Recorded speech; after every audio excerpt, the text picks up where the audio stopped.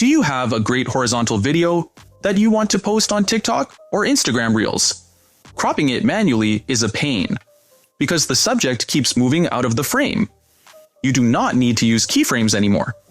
Filmora 15 has an intelligent tool called Auto Reframe that tracks the action for you. First, import your clip into the project media area. Do not drag it to the timeline yet.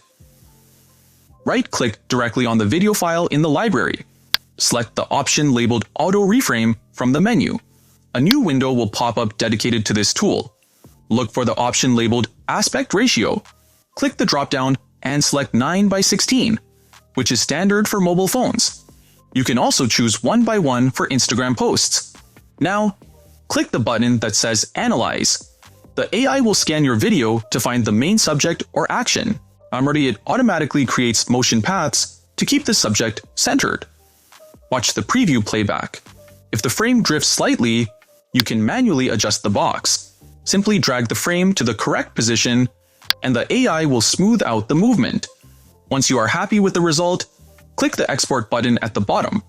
Filmora will create a new MP4 file specifically formatted for mobile.